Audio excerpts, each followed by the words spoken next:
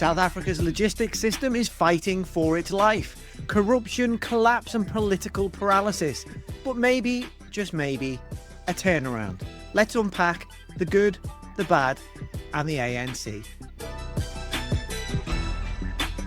Hello, I'm Mike King. I've just got back from a fact-finding tour of South Africa, and this report is produced with the support of freight forwarding profitability specialists on Tigos Cloud.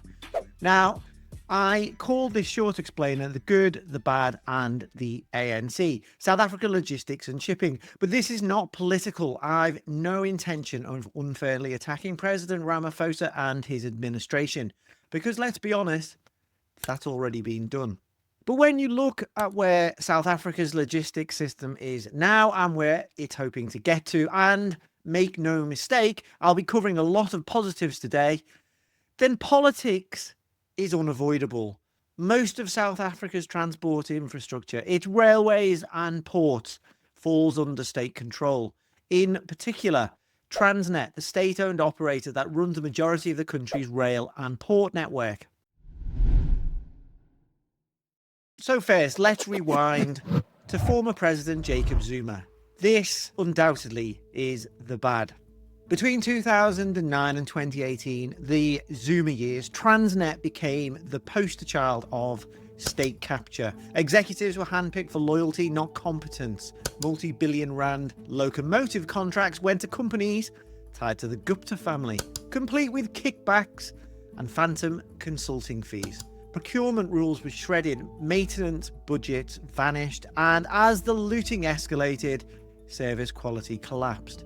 The ANC's policy of cadre deployment, putting politically connected figures in charge of strategic assets, turned Transnet into a cash machine for cronies.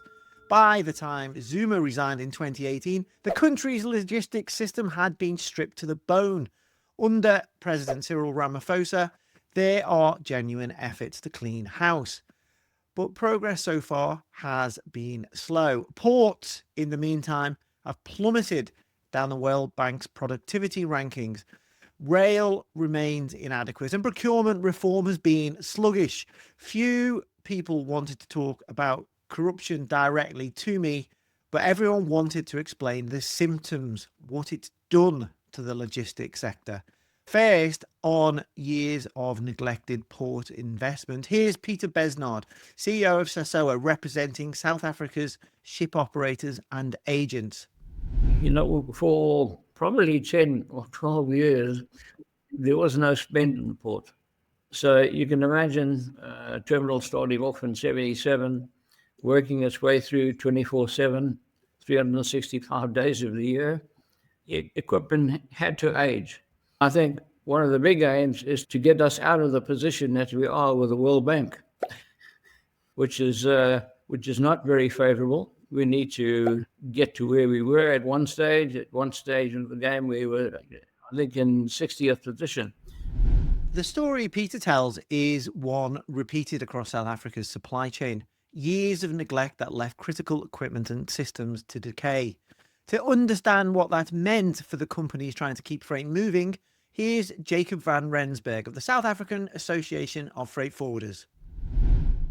The situation for freight forwarders a year or two ago was significantly constrained. We were dealing with severe congestion, equipment breakdown and shortages, and especially vessel scheduling constraints. If you think about the main trade flows on the import side, we had instances, perhaps more than a year or two ago, at Durban, we had more than 40 containerized vessels waiting outside at Anchorage. So this is very important, especially for the manufacturing cycle in South Africa on the import side. Goods that go into the cycle has been severely constrained. But then especially also on the export side, if we think about some of the main industries in South Africa, that would be your agricultural exports, which many are time-sensitive goods. We had situations in both Durban and Cape Town, vessels missing their windows, the entire cold chain being delayed by a couple of days or even weeks at the height of the crisis. And then obviously there was a commodity boom with mining exports that South Africa did not really capitalize on because of the fact that there was significant constraints, not only with our ports, but as well with the rail network and the internet connecting the entire system. So on average, if we look at some of the efficiency metrics, we were down by some 23 to 25% just comparing ourselves with ourselves some 10 years ago. For many freight forwarders and indeed BCOs, the situation really became a crisis management and damage control and not really something in the realm of planning. And that, of course, is very constraining for freight forwarders and cargo owners alike. So, what about the good? Because, as promised, it's not all doom and dust. Everyone I spoke to praised the impact of Transnet's new CEO, Michelle Phillips, her willingness to take on entrenched interests, tackle theft and corruption, and push for funding to improve performance. Michelle Phillips, she has been remarkable in what she's sourced and the people that she's trying to get on board. And I think with her continuation, it is going to make a big difference. She's a very hands-on person. Time is meaningless to her. She'll work all night and all day if she can. You know, she's really driving things to full capacity. And that hands-on approach seems to be paying off. Under Phillips, Transnet's operational recovery plan is starting to show results. The government has greenlit $7 billion rand in infrastructure upgrades. 11 private operators have been approved to run freight trains on Transnet's network, the first real competition in decades. The Special Investigating Unit has clawed back about 8 billion rand from corruption cases. Losses are now narrowing, and there's a flicker of belief returning to the sector. Rail reform, port digitalisation, and anti-theft task forces, they're all starting to bite. The improvements we've noticed recently are very encouraging. There has been a greater collaboration between government agencies. In fact, we've created something that we've dubbed in South Africa the National Logistics Crisis Committee, the NLCC, which is a collaborative effort between all key stakeholders in the logistics network in South Africa.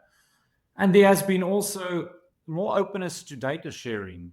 Out of this National Logistics Crisis Committee, we created something that we have called the Research Unit, and that's a coordination between port stakeholders and also industry bodies like ourselves that have looked at the various efficiencies and productivity measures and have tried to put these together to really paint a picture and read off the same script.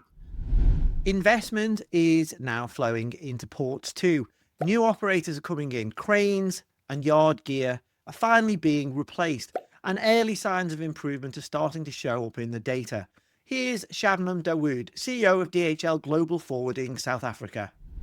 As you know, 2024 reports have mentioned that all South African ports are actually currently the worst in the world. Not exactly something we're proud of, but I feel optimistic. I feel optimistic about industry at the moment because we are now starting to hit record highs in terms of the number of TEUs that are being discharged at our various ports, the activities at the port. In fact, the numbers that are being released is close to that of 2018's peak season. We don't want this to be a once-off success and then have the issues with infrastructure falling apart again. So there needs to be long-term investment in terms of the facilities that are at the port. There has been government commitment with regards to specific rail. And I believe if we can turn that around, the confidence of migrating from road haul to rail would make a comeback. But there's still much work to be done. Despite visible improvements, many of the structural challenges remain. Equipment is old, investment cycles are slow, and operational efficiency is inconsistent from terminal to terminal. And for shippers and freight forwarders, that means South Africa still isn't performing anywhere near its potential. As Jacob van Rensburg explains, the problems run deeper than just maintenance. They're about integration and coordination across the whole network. The single biggest change that would make a difference in our logistics network in South Africa is true end-to-end integration. And this is both on the hard side and the soft side. So when we talk about integration, it's really about connecting the ports, the rail, the road, and the rest of the hinterland to the entire network. And that's very important. And while Trump's tariffs are creating new headwinds for South African exporters, there's still growing optimism driven by shifting global trade relationships. Back to Jacob. What is very curious and encouraging to see is despite the certain trend globally with localization and perhaps somewhat of a inward looking view, we've seen some tariffs from the US, some retaliation from China. If we consider South Africa's trading platform, our traditional partners have been mostly in the West, but we have seen a concerted realignment with the partners in the East. China, India, the Middle East have seen increased trade, in a sense combating some of these tariffs. It's worth pointing out this isn't just a South African story, it's a global supply chain story. If South Africa can't move its minerals, agricultural exports, or manufactured goods efficiently, it risks losing its position as Africa's trade gateway. So if Phillips, the Ramaphosa administration, and their supporters across the logistics landscape succeed, the impact will be felt far beyond South Africa. If South Africa had a world-class logistics system, considering the key commodities that are being exported from South Africa, it would make us a major trade player. Right now, priority is given to the USA and China being the powerhouses globally, but South Africa is the game changer for Africa. South Africa is strategically positioned. We are the gateway into Africa. And if we have the right infrastructure, I see this turning around for us as a continent, not just for South Africa as a country. So, the good. Reforms are real and gathering momentum. The bad, years of graft left the system on life support. And the ANC, still caught between old habits and new realities, but making progress. South Africa's logistics future depends on one simple question. Can its politicians fix what they helped break?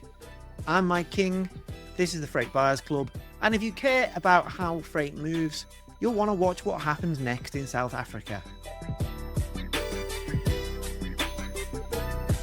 Hope you enjoyed that, guys. What's your take? Can Ramaphosa and Phillips turn Transnet around, or is this just another round of political window dressing? Please drop your comments. Subscribe for more freight intelligence without the spin. You can find us on YouTube on all podcast platforms. I'm Mike King. This content was brought to you in partnership with Freight Forward profitability specialist on Tigos Cloud. Thanks for listening and watching.